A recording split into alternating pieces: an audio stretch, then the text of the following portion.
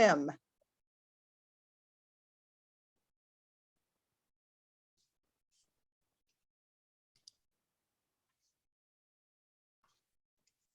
And the floor is yours, Dave.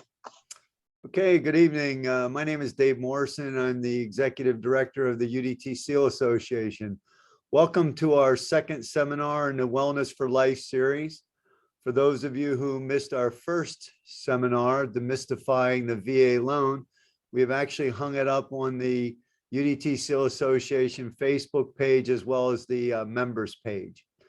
Tonight, we are pleased again to have Michelle Crumley and Ben Smith from Caliber Home Loans. They're going to share some thoughts on income with regards to the home purchasing. The discussion will center around what you can claim, what happens to your income while you're transitioning, as well as passive income, spousal income, and the likes.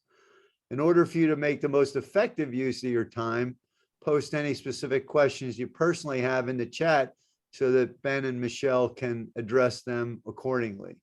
And without further ado, I will turn it over to Ben and Michelle, and they can take it from here. Wonderful. Thanks so much, Dave.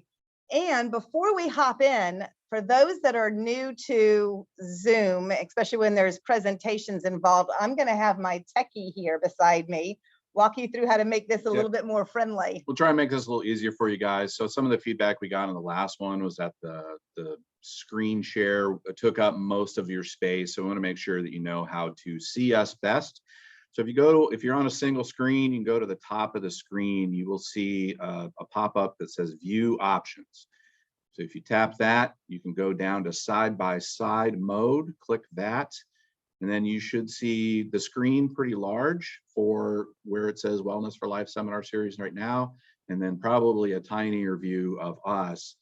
If you grab in between those two, there should be a slider bar where you can increase the size for us and shrink down the size of the screen, and as you see fit through that presentation, so you can kind of see what's going on. So hopefully that comes through here on the recording for you guys, and will work out all right. So we'll go from here. Wonderful. So we are going to hop in, guys. And for those that are watching this time with us, but maybe weren't with us last time, I am Michelle Crumley. As a 30-year military spouse of one of the team guys that retired about 11 years ago now, this community is near and dear to my heart. And it is the military community that actually 20 years ago was the catalyst for getting me into this industry. And with that, it has been about educating and making sure that our community knows how best to prepare to be a homeowner, to go through the loan process, and then also what to expect before, during, and after. And it has been absolutely a hallmark for me to be able to then be part of this community in the education component. So that's just a little bit about me and the importance of what I feel that we get to bring to the table with this group. All right. Well, guys, my name is Benjamin Smith. I grew up in Colorado, which a lot of people would think would mean a lot of skiing and hiking and all of that. In my circumstance, it meant growing up with a very disabled sister in a very poor family with childhood cancer issues, living in a group home, all of that. I needed an out from that, and I found that in the United States Air Force and joined up as a weapons loader on F-15s. That job requires a lot of precision, a lot of attention to detail and communication with a small crew, small team, working in total cohesiveness to get the mission accomplished, and make sure that the pilot's weapon does what it's supposed to do when it's supposed to do it. Loaded a lot of bombs, a lot of aircraft came back without those bombs. And looking ahead, I could see the writing on the wall that there wasn't a big civilian application for that kind of work. And I needed to find something similar, and I found that in mortgage. I have a small team with an assistant, a processor, an underwriter, working in careful communication to make sure that we deliver keys to a house. So that's why I'm here, and I hope we can pass some knowledge for you guys and get some information answered for you. And one of the things that we always want to make sure, if nothing else, in any of the discussions that you partake with us or any of those moments that there are, is to know that what is most important is that you always find a well-educated and knowledgeable loan officer and lender when you are looking at home financing. Right. There are a lot of individuals out there that they'll say that they know military lending, or that they know lending, or that they know VA loans, but really going that extra mile. You know, we do our research, we do our workups when we're getting ready to go overseas. Yeah. We might as well make sure that we're doing that legwork when you're talking about mortgage. So when we were together last month, we really talked about the VA loan and the benefits of it, a little bit about the basics, as well as the myths, and we debunked those. Right. But this week, tonight, what we want to talk about is something that pertains to everybody. If you are thinking about buying a house, whether it's your first house, whether it's your second house, whether it is your 15th house that you're buying, whether it's an investment, or whether it is a second home or your primary, you've got to qualify for a mortgage. And there's this thing called income that pertains to everybody. So we wanted to kind of delve into that tonight. And it was interesting getting ready for this.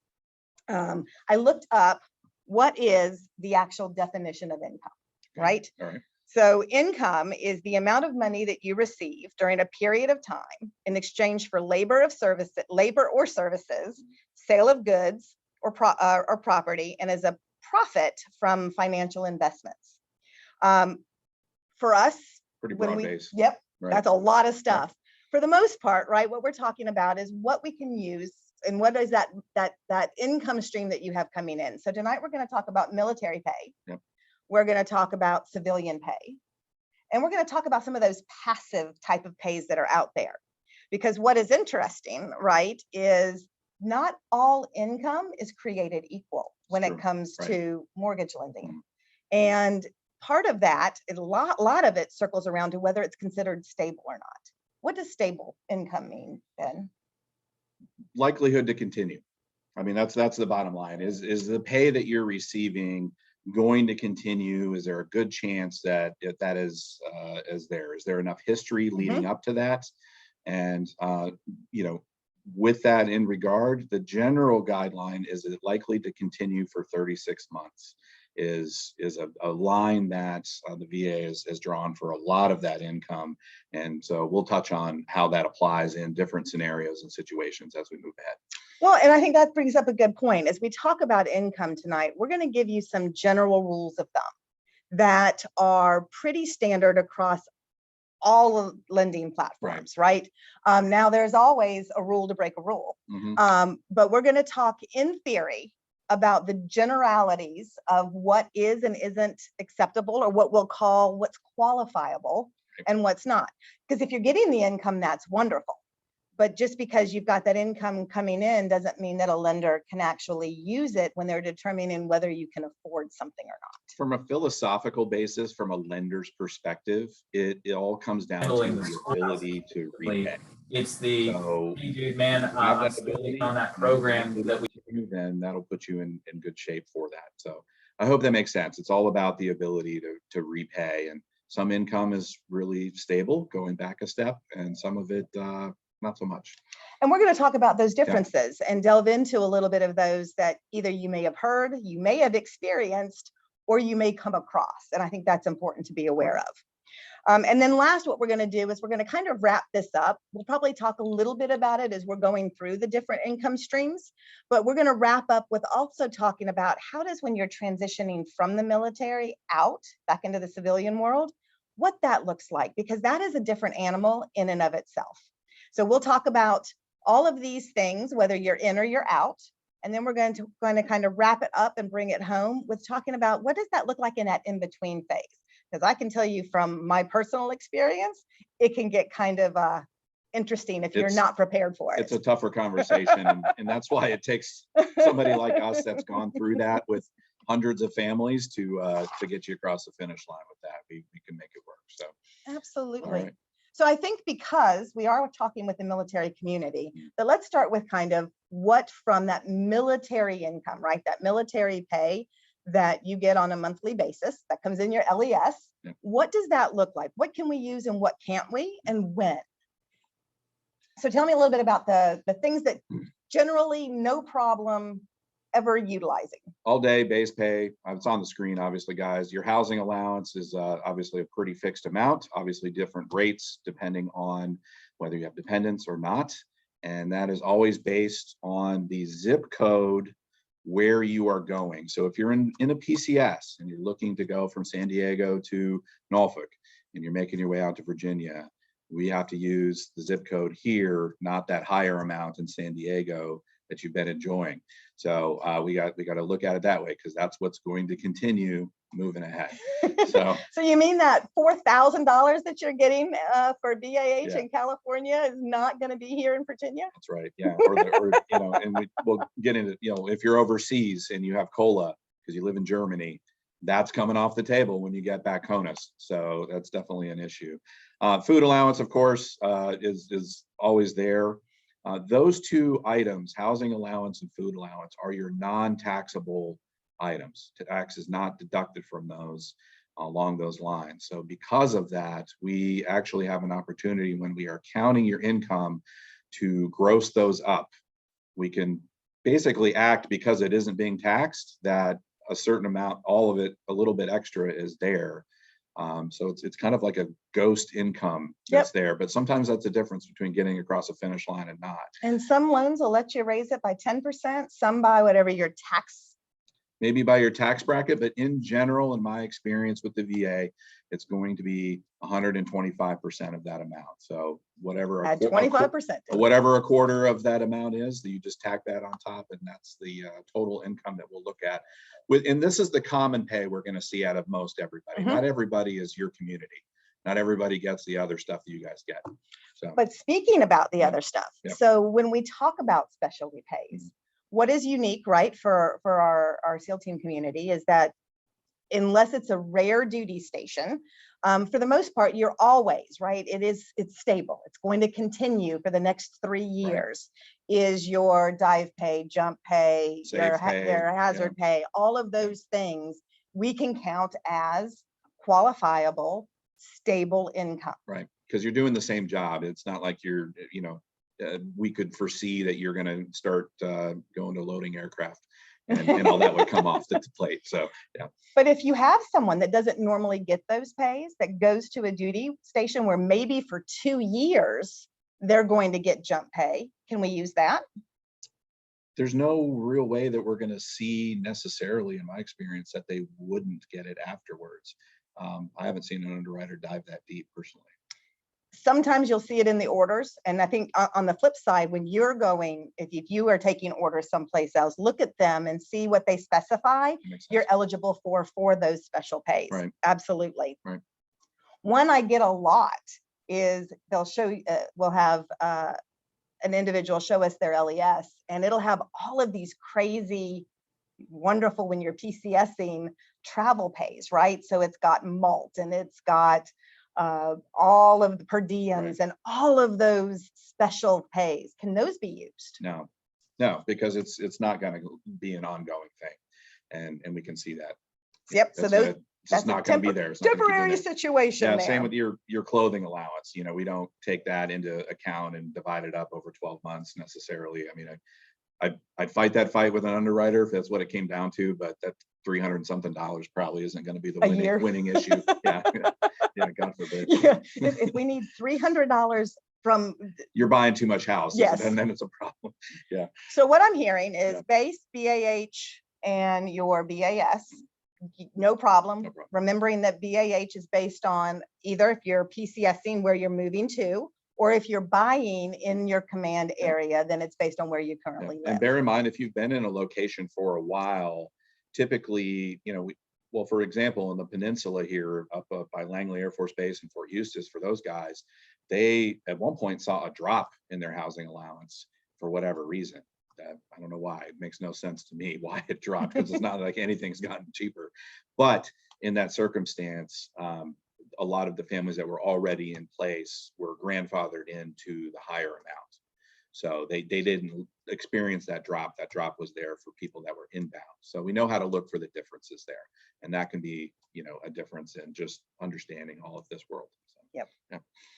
So right. Then as we continue with some of the military pay, right? So once you are back in civilian world, whether you are one, retired, if you've done your 20 years, we know that there's retirement pay there. Right. If you get retirement pay, can we count that?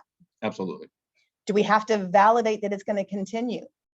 No, it's deemed to, it's going to continue. Yes. We know that that's a perpetuity situation. Yep. So So that is not having to then show that the likelihood of it continuing remains. It is a known that military retirement is indefinite, Yeah. as long as you're breathing. it's a And then VA disability. Can we use VA disability? 100%. And that's another non-taxable item that we can gross up a little bit. So that can make some difference there. So yeah, you get a disability rating. We absolutely want to know that, even if it's 0, because that can be a part of your funding fee. Harkening back to last month and the last series that we did here, the VA funding fee is not there for disabled vets. So if you have a rating, we want to know about that, and we can definitely count that income. Well, and as we talk about, and we're going to, again, do a much deeper dive into that transition period, right? When you are separating from the military, if you're within that 12 months of, we know you're getting out, right? So either your ETS is showing that that is your separation date, you put in your paperwork, whatever that looks like. If we're within 12 months of an individual separating from the military, we can't use your base BAH and your BAS that you currently make today, or your special pays. Right. We can't use those. That's right. Because we know they're not going to continue. But we can do the math if you're retiring and figure out what that retirement income is, and can use that in lieu of those other pays. Yep. Yeah, and obviously the retirement pay is only going to be a portion of that. Housing allowance goes away, food allowance goes away. It's going to be a piece of your base pay, and depending on how long you've been in. So it is basic math that we can figure out, but having that be enough, that can be another story. And we'll get into some of that here in a second, really. Absolutely. Yep. The last thing under military pay that I know I get a lot of questions on, and I'm sure that you do as well, is if you've got someone that is either on their way out, or they are out and they are going to school using the GI Bill. Mm-hmm. And with that, in many cases, you get a fairly substantial BAH, Sure. right? Can we use that for qualifying? Unfortunately not. Likelihood to continue for 36 months. So unless you somehow manage to perfectly time, I'm just kidding, you can't use it. You can't use it. They know it's going to end in the 3 years time frame. So it's just not going to be a thing. It's great that it's there. It definitely factors, I think, at least in an underwriter's mind from a common sense standpoint, if the debt to income ratio on paper based on income we can utilize is a little tight, they know that there is a cushion there for what it's worth. And you hear them called compensating factors. Compensating factor. That's right. Yep. And with the GI Bill, right, it is contingent on you being in school, and there's nothing that requires you to continue being in school. So as soon as you stop, or maybe your grades aren't good enough and they tell you you're the worst student ever, they're going to pull it from you. So it is wonderful that you're getting it, but just know from qualifying for a loan that you're just not going to be able to use that for income. Okay, so let's move and talk a little bit about our civilian world. Okay. So this may be military spouses, right? So if you are still active and your spouse is working, we're going to talk a little bit about how that looks. And then it might also be yourself, whether it's a second job or whether it is now, again, you are out of the military and you are employed in the civilian world. So there are different ways that we get paid. A lot of different ways people get paid in the, So let's take the easiest one first. Okay. Let's talk about if you work for an employer, they take out, they pay you in pay stubs. You get a W-2 at the end of the year and they're taking out taxes. You are an employee. So you receive, right, whether it's you're given a salary or they're told that you get paid hourly and you have an hourly rate, but it's known. Can we use that, whether it's a spouse or whether it is for yourself personally? 100%. Obviously, we can use the spouse if they're on the loan. So just caveat, guys. We get some times where there may be a spouse that maybe brought to the table some really bad credit and they really make the file not work. In that circumstance, then if they're not on the loan, then we can't count their income, just to be clear. So as long as they're on the loan though, and they're working and everything else comes together, then yes, salary or hourly can work. Now, caveat there, full-time hourly, okay? Part-time, if you have a part-time job, we'll circle to that in a minute, but part-time jobs, you have to have a 2-year history of working part-time job in that field. Okay, so if you just got back to doing full-time and you still have that 2-year history, an argument can be made if we can explain the gap in income. But in general, part-time income only can be counted if there's a 2-year full history of having received it, because a lot of people get part-time jobs for a season or whatever, but we'll circle back on seasonal in a second too. Perfect. So now with salary, let's talk about the PCS situation real quick and a spouse's income, Yeah. right? So you got orders, you're moving. I'm the spouse, I work, let's say we're in California, we're moving to Virginia. I work in California. Can I use the income I'm making in California here in qualifying for a home in Virginia? It depends on the job. So if that job can be done remotely and the employer will say on the verification of employment that you qualify for remote work, then yes. Okay. Because you're going to continue to be able to do that no matter where you are. If it is a transfer within the same company to a different location that they have in the area that you're moving to, then yes, we would have to have, again, something from the employer stating that they have a position open for you at the new location. If you are leaving that job and you need to find something else in the new location, we absolutely cannot use what you were having for income to qualify prior to you showing up. So that leads us into the next phase, which is there a job lined up? If you have something lined up and you have an offer letter in there, then we may be able to use it.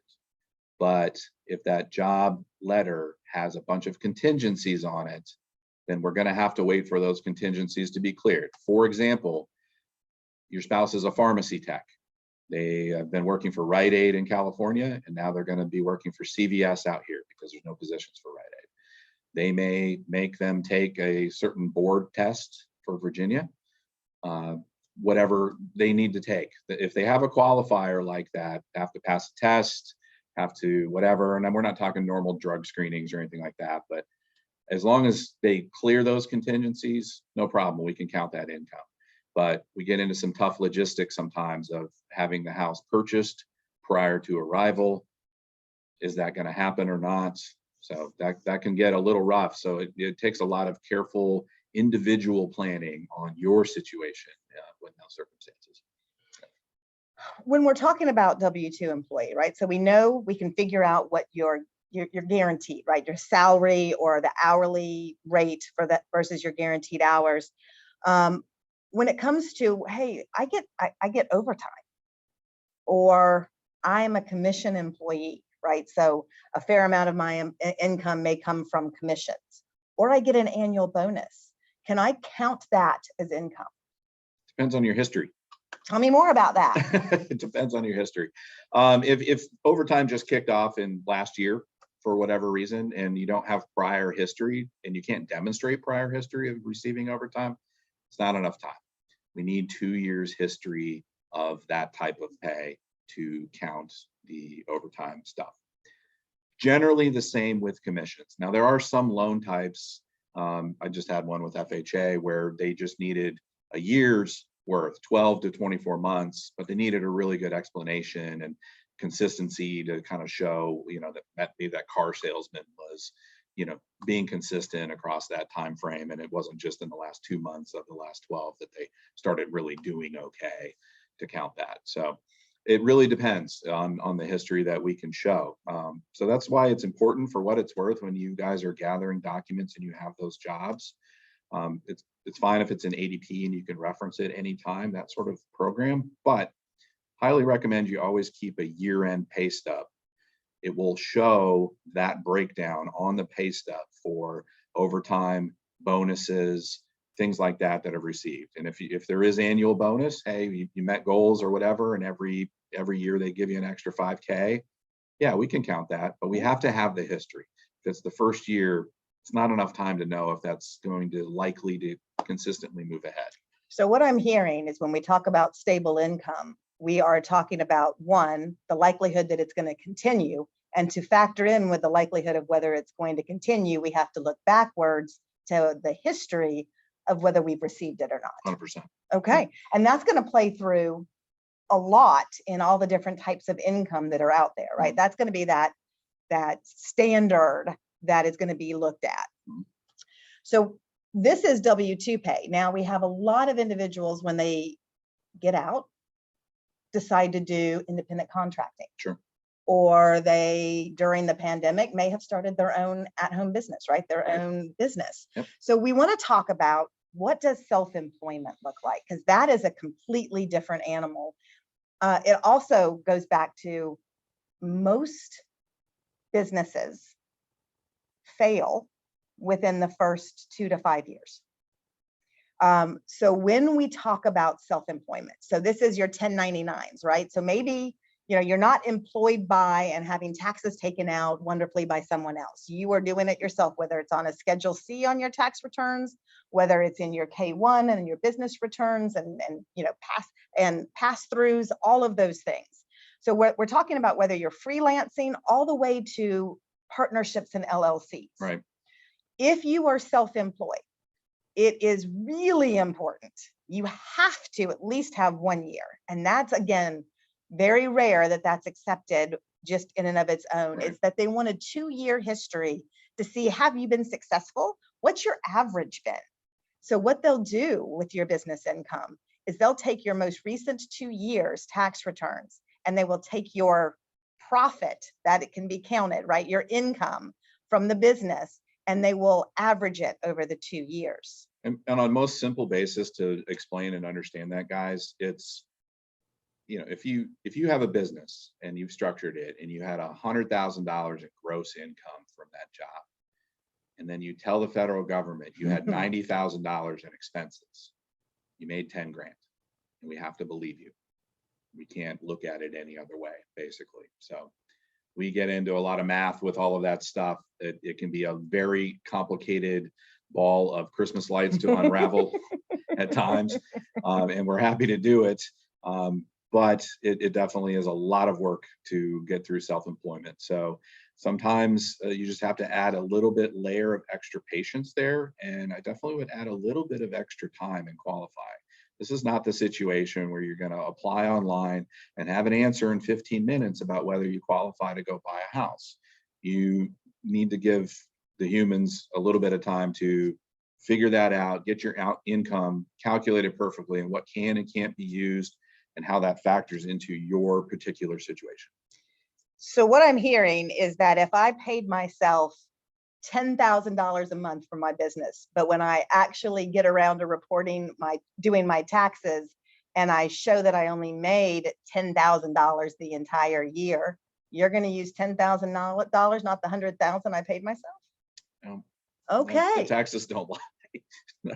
Yeah. If you reported it to the IRS, that's what we have to use, isn't it? Yeah, it's that's it. So if you are in those businesses, if you have a business and you are fresher at that, and you need to think ahead, if you're 90, if you're a year and a half out from making a big move or transitioning out, that is the time to really engage with a professional that understands tax stuff. Now, it is not a lender's lane. I will say that. I will not be the one to tell you how to file your taxes so that you qualify for a mortgage. I'm going to give you a general overview about what income can and can't be used in that scenario. But you got to work with a tax pro to kind of go through that. It's just not something I'm licensed for, and I have no business giving you that advice. No, that's what CPAs get paid That's for. right. That's right. Mm-hmm. Yeah. So then, okay, so with self-employment, we know if you're departing from one employer and going into business for yourself, know that you're going to have a really hard time utilizing any employment income from your new business for 2 years, and plan accordingly for that. Yep. Okay. Yeah, it's really the 2-year history, guys. Yeah, that's the main thing. And then the last kind of on that civilian side that we'll see a lot, we'll see seasonal jobs, right? A lot of individuals maybe pick up some work I know when we were in Alaska, we had all kinds of people that would pick up second jobs during fishing season, right? Okay. They would come in and work with the canneries. Right. And you can count that as long as you can show that 2-year history. Yep. That you've done it, right? You're not just doing it this one time to try to get past Yeah. the whole qualification component, and you're going to quit the day after you close. Can't apply for a loan in January for the Amazon job you just picked up in October, for deliveries for the holidays, unless you did it the year before. Yep. So then it's fine. So that's the seasonal job. It's the history. Because then it seems likely, yeah, they'll probably bring you back and give you another chance next round. And we're good with counting what you've done with that and factoring that average basically over those 2 years, in fact, is the best way to kind of think about that. So, well, and it was always fun. You could tell when they were on their seasonal job or when they weren't, especially like the ones that would go out and go fishing. They would go out fishing and they would fish for like 3 months out of the year and they would slay it. And then they'd have all this other time that it was not a whole lot of income, right. But you could show that pattern in history, where they made $200,000 over the course of 3 months, years and years in a row. I mean, it's the same, I don't know. It makes me think about those contractor jobs where you go overseas for 90 days and come back with $100,000 in your pocket. Yep. Like, is that seasonal? No, not really. It's the kind of contract. That would fall under depending on how you're paid. Yeah, it does depend. If you're a 1099, a whole nother story. Side hustles, guys. Not really a way to count that that's going to continue necessarily. But again, if it's a smaller side hustle that you're utilizing on your taxes, for example, a spouse that has a Mary Kay business and they treat it that way, and there's a couple extra grand a year in there and they've been doing it a while, we'll treat it as self-employment income and that kind of thing. But if you just make wreaths for the local farmers market every now and then and just get some extra cash out of that, there's if it's not being documented really in a tax basis, you can't really utilize it, especially if it's a cash business of any kind. It's pretty much impossible for us to really know what it is, how it looks, and that it's consistent and have there's no documentation. It's the bottom line there. Yep. Yep. No, if you can't document it, it didn't exist, right? It doesn't exist. And then second jobs, totally fine, as long as you have the history of having the second job. So it really comes down to that. And obviously a second job is probably not going to be an extra 40 hours on top of the 40 hours you're doing. Usually, I have seen it happen. We got to usually label one of them as primary and one of them as secondary. But if it's history in the field, the caveat for this, if you're working at Bed Bath and Beyond, part-time, and if you have 2 years of history, cool. That's fine. If you did it the 1 year, not enough time yet there. If it's, I'm losing my train of thought here. You got to help me save this. What I'm hearing is a theme through all of this, that being able to document it with formal documentation and having that history in the past that we can actually see, and the likelihood that it's going to continue. Yeah. So that if that second job is if it's in a field that you already work in, there can be some consideration I've seen for that. So if you are a nurse and then your second job is home health care and you're picking up extra hours and doing things like that, then I have seen some occasions where a little bit shorter amount of time could be considered for that if it's necessary. Yep. So those are like when you get into compensating factors, things that really kind of help take something that might be just a little bit tight and say, okay, but there's these other things that make it a less of a risk. Yeah. Okay. Yeah. And guys, when we're looking at how much you qualify for and all of that, I mean, every penny helps. Not every penny is necessary. So when you're giving your application and making your plan with a loan officer and kind of going, okay, here's what we think, and here's what we do, and here's how we work, and here's the money we make, then that's the time to open up with those things so we can consolidate that down and help you figure out a plan of, all right, what documentation are we really going to need? What do you have? And then how much do we need? Because if the primary wage earner makes enough money to cover the entire loan that you're thinking about taking on all on their own, Do we need to really worry so much about the second job that the spouse has that they've had for a couple of years? I'll probably put the information on the application, but we don't necessarily need to bother you with all that additional paperwork to chase it down if we don't need it. So just a caveat there, be open about your whole picture, but we may not need to get all of the documentation from you. It just depends on what you're trying to buy.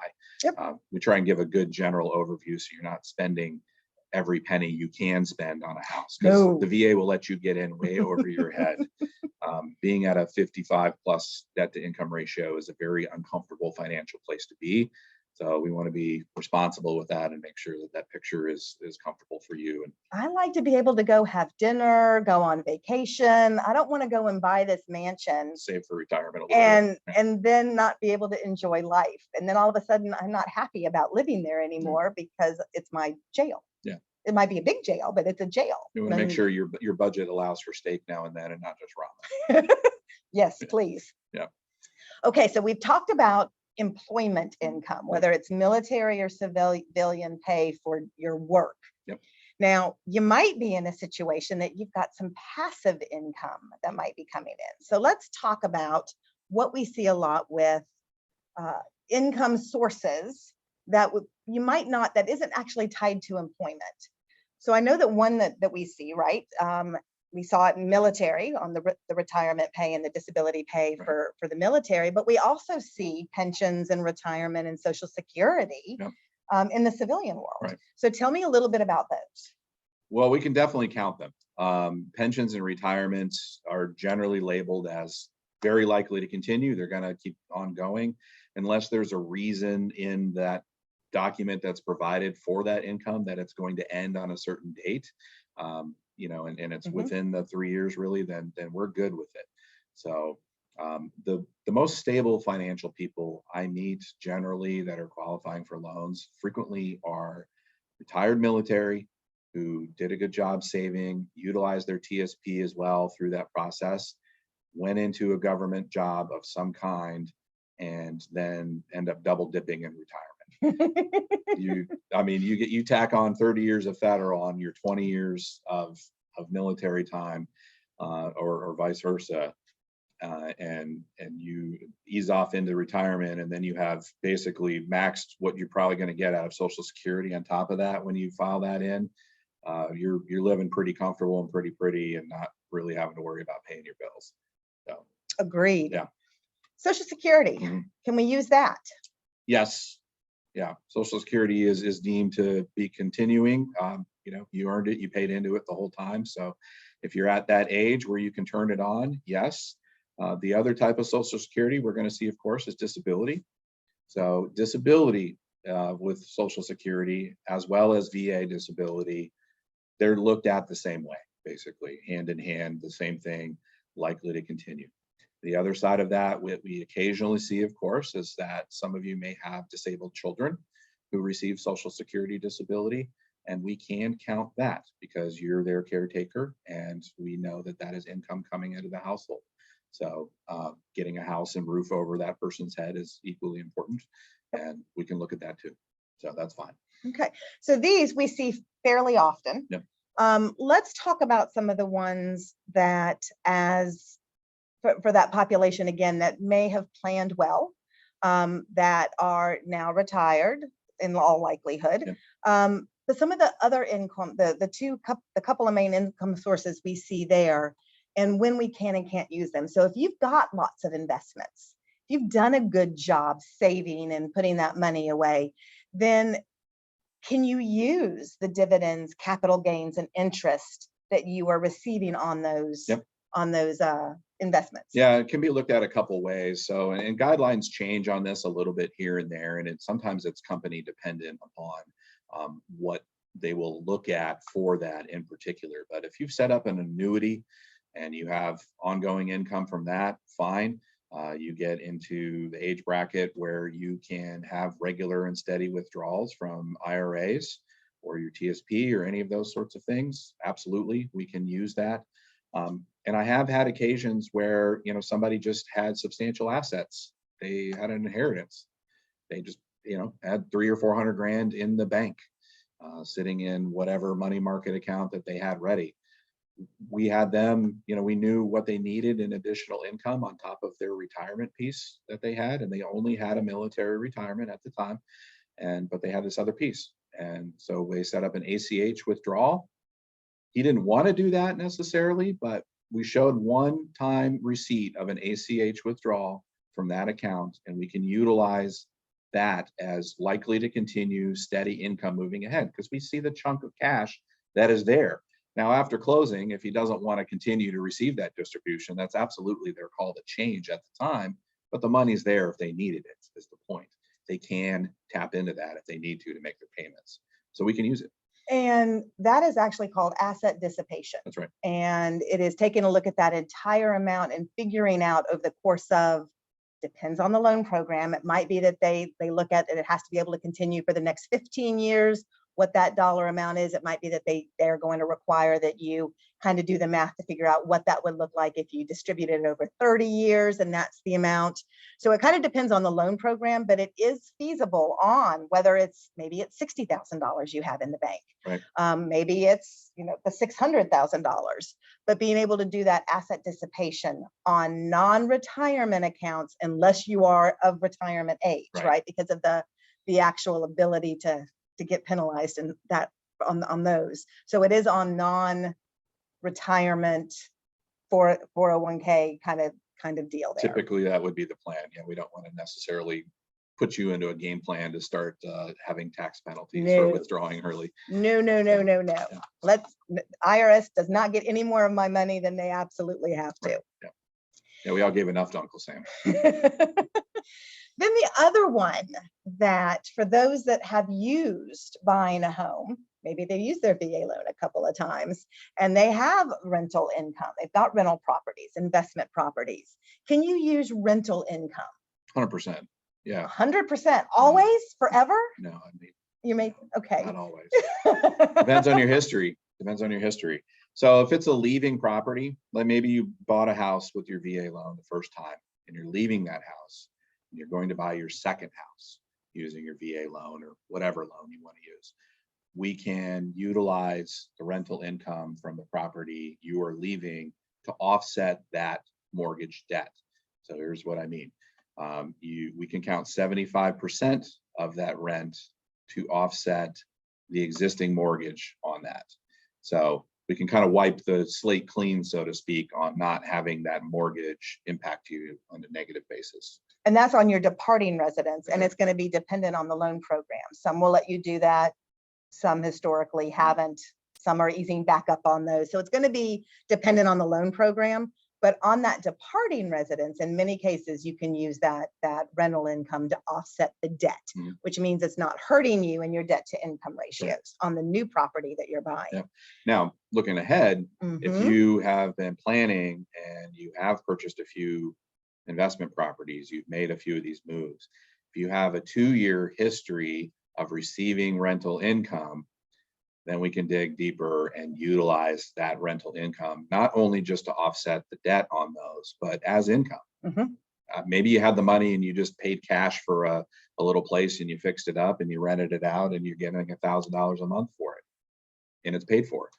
We're going to and it's on your tax returns. Yep, and that's there, and that's it. Yeah, that's a massive key. Are you putting it on your tax returns? If you're hiding it, then we don't see it, basically. So, and again, it goes back to that ideally for your tax returns to be able to be, it's that 2-year history, right? And again, averaging that over those 2 years as to the likelihood of what that continuing income is going to be. It is interesting. There are some, if you are buying an investment property, now, if you're buying an investment property to be a rental, you've got a lot different requirements on income and what can and can't be used and whether you can use it at all. If you don't need to offset the debt, then it's irrelevant. Your income that you bring in more than covers your house payment, all the other debts you have, and the payment on the rent. Yeah, you're fine. But if it doesn't and you need rental income, a lot of loan programs require that you show that you actually have landlord experience before they let you use it. Exactly. So being able to, anytime you have the opportunity, think ahead I think I might be doing this. Let me do some research. Let me have some conversations with some experts and figure out what I can and can't use so that you don't find that house, get halfway to the closing table and realize, hey, Houston, we've got a problem. Yeah. Yeah, and we do have occasions where we'll have a vet buying an investment property, and if they have the history of being a landlord and it's there, if that property is already rented and there are leases in place, we can use the income being received by the person selling the house currently towards qualifying for the purchase of that property. But you got to have the history. If you don't have the 2 years history of managing property, guess what? Who knows if you're going to be a good landlord? We don't have enough proof to know that that's likely to continue. You could be the worst landlord ever. So again, I'm hearing this Total thing. repetitive thought here that 2-year history Yeah. and likelihood of continuance That's it. are really important. Okay, which then actually takes us to the unique situation that we deal with military, and that is when you are transitioning out. And this really sneaks up on people. The number of families that I talk to and the number of service members that I talk to that are like, what do you mean? This is what I make. I can't use this. And it's when we know that within 12 months that you are either separating or retiring from the military, we know there's a drop dead date on that income. I mean, that's the bottom line. It's one of the few jobs out there, if you think about it, that just, all right, at this date, you're no done. longer out. You're not going to get that income. So all the lender cares about is, do you have the ability to repay, and are you likely to be able to continue to do so?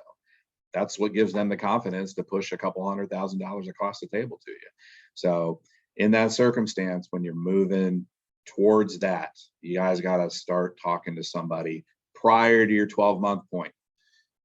If you got a year left, Yep. I highly recommend you consult with somebody like us that can sit down and talk about your plan and where you're going to go and how are you going to get there and what income can we utilize, because there's a lot of unknowns right there. So we've already talked, we can touch on the retirement piece.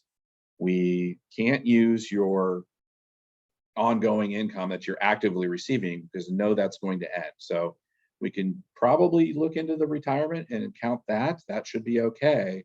But more often than not, that's not enough to really just get it done if we're really being realistic with today's home prices.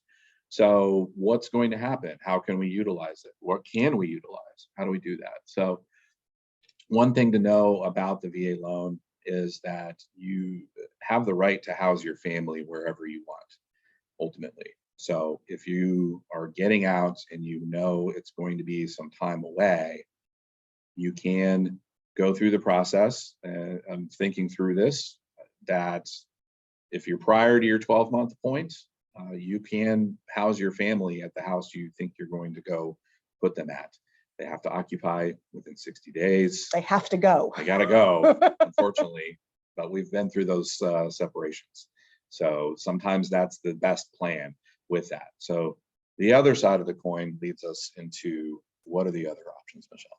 So when I start having this conversation, and I've done a couple of podcasts regarding just the whole transition component, and that is like, today, if I'm active duty today, I know what my bank accounts look like, I know what my debt looks like, and I know what my income is. But tomorrow I'm retired. So I go to bed tonight, I know these things. I wake up the next day and I am now out of the military. I know what my bank account still looks like. It didn't change overnight. I know what my debts are. They didn't magically disappear, but my income is now gone.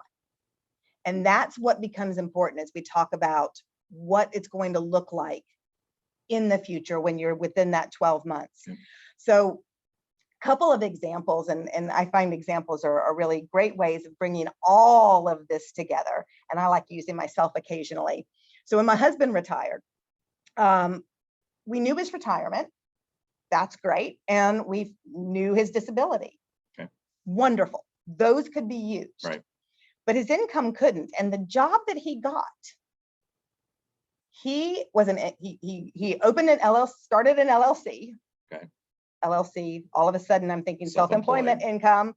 And he is doing some independent contracting in the LLC and started a fishing charter business. Okay.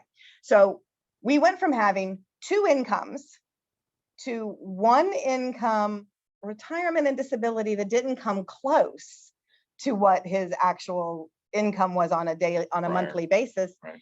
And then the jobs that he decided to do, we couldn't count for 2 years. Right. So we needed to think far enough ahead to know exactly what we wanted that situation to look like, instead of finding out when we wanted to do something that we couldn't. Right. And trying to understand that. So what did you do? Fortunately, we didn't need to buy a house. Okay. We didn't refinance. There was Okay. a time that we looked at, I was like, oh, well, we could refinance. And well, we couldn't, because the income wasn't there to allow that particular refinance at that time. Got it. Now it's been 11 years. We can do whatever we want. So when you're looking at jobs that are going to begin when you get out, if we're also being realistic, a lot of times those don't start gelling up until 6 months prior to getting out and all of that. So if we have a strong offer letter and it's something that, you know, makes sense, then we probably are okay. Now, if you've been a Teams guy your whole life and you're doing all these things and it's time to get out and you got 6 months left and you're going to go start an animal rescue, you know, or work for one, for example, that may be a little tougher, you know, because there's a whole different thing. If I'm a lender right now, and I that's what I've been doing forever, and I am planning to go buy a house and I become a welder, I'm going to need to establish some history as a welder before I could utilize that income. So it's helpful to have some continuity of tying together some of the new job with that, and that could be tied to education as well. So if you had training and education in a certain field and now you're maneuvering out and you're going into that field, that can be something that we can look at, those letters of offers of employment without contingency, so that we can go, okay, this is what the income is going to be when it picks it up. Now, some lenders out there may have their own overlays or rules, and they may want to see that you've started on the job. Some of them may want that first pay stub or even 2 before they're going to close out on that deal. So that has to be, again, a part of your planning in all of that, and gets into some deep conversation and planning for that transition. It's not the easiest thing to do. So the earlier you can start planning for it, cannot encourage that enough. You got to think a couple years ahead when you're approaching the end of your military career, whether it's a retirement or whether it's just, hey, I've had enough and I'm getting out. You know, we all know that happens. Not everybody's going to go 20 or more. So if you're thinking about that and you're getting to the point where you're really game planning where you're going to go and how you're going to do it, the earlier you can plan for that, the better. Now, if you're going to stay put in the area that you're at, for what it's worth, let's just say you live here in Virginia and you like it here. You've been here for a couple of years. You have 18, 20 months left on your current contract, but you know in your heart, basically it's really your intent to get out. More than likely you're ready to do that, but you're happy to be here. Well, you're not within that 12-month period. So we're good. We're going to count your current income. We're 100% good. We are all set there. If you do break into that 12-month period, there is a little bit of a gray area here that I'll just mention, and that is basically if you are eligible to re-enlist still, and you are willing to sign a letter stating that that is your intent to the lender, that you're going to re-enlist, then they will count that as a likelihood to continue for your current income. They've said you're eligible, as you've said that's your intent. People change their minds for what it's worth. So again, the earlier you can make the plan, the better. Prior to 12 months, this is easy time if you're going to be where you're going to be. Now, if you're in Virginia, had enough of this joint and you're going to Colorado, you're ready to get the heck out of here, that's a little tougher, because do you have orders to there? How do we know you can go how do you know you're going there? Like, we don't, that's not going to fly. And so that's a whole nother story. So you really got to plan. Plan and have conversations. Do Yeah. your research, do your homework, do your workups. Make sure you know what's going on. That's it. Absolutely. Yeah. Yeah. And have a plan for what the income is and to determine that and know the market that you want to be in. Mhm. That's the other side of the story. If you know your income and what out of all of this we're going to be able to utilize at the time that you want to buy something, and we can't predict rates, but we can kind of have a ballpark. Right now, we're moving up right now. But where that's going to land or settle out, who's to say right now? But in that longer term planning, maybe we give that padding to, okay, well, what if interest rates were higher and all of that? Well, if you want to move into Denver, you're going to have a pretty solid income. Their inventory is very low. The prices there are outstandingly high. If you're getting out of here and you're going to outside of Nashville, it's a whole nother market. Mhm. You know, affordability is different. So if you know your income and what it's likely to be, that may help you decide where to go for what it's worth. It isn't always going to be home. It may just be the place that you can secure work and buy a house that you can afford and comfortably live your life with what happens. And then you can grow from there once you start settling into that transition life. So as we look and talked about all of this, a couple of things ring true, right? So if you're transitioning, not only do you need to think about the time frame, but you need to think about the type of work. Am I going to be a W-2 employee? Am I going to be self-employed? Am I going to be an independent contractor, right? Because all of that's going to play into how quickly that can occur, which all circles back to that underlying theme tonight, which is the stability of the income, i.e., what has been the history and what is the continuance look like. Both of those are one of the number one thing in determining whether income can be used for qualifying or not. Is that fair? Yeah. Okay. Yeah, absolutely. So we have a couple people that hung with us that are on live. If you have questions, feel free to pop them in. But if you're watching this later, we are so glad that you did. Hope that you found some great information in here. We want your feedback. Let us know what information you liked, what you didn't, what you'd like to hear.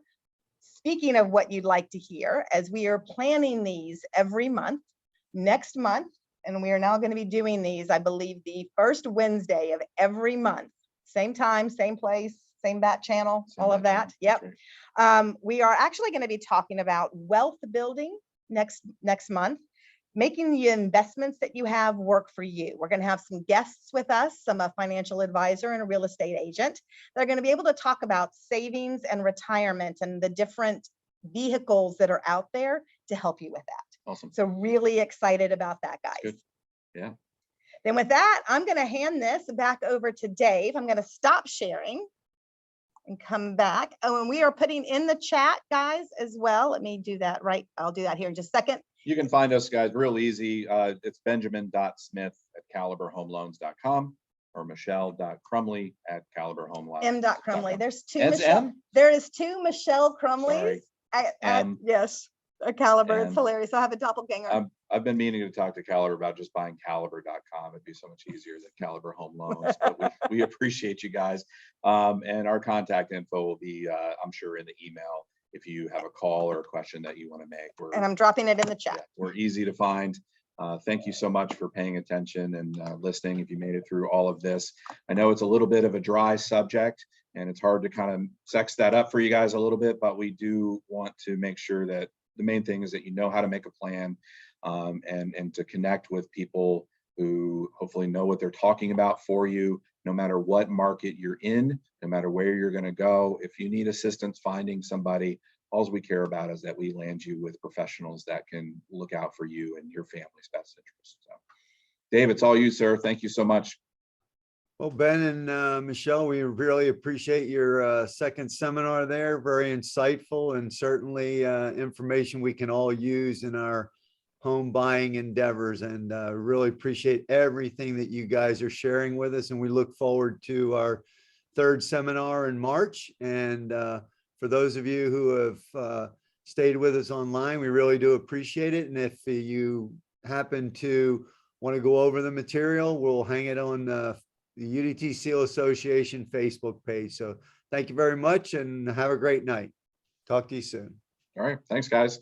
Thanks.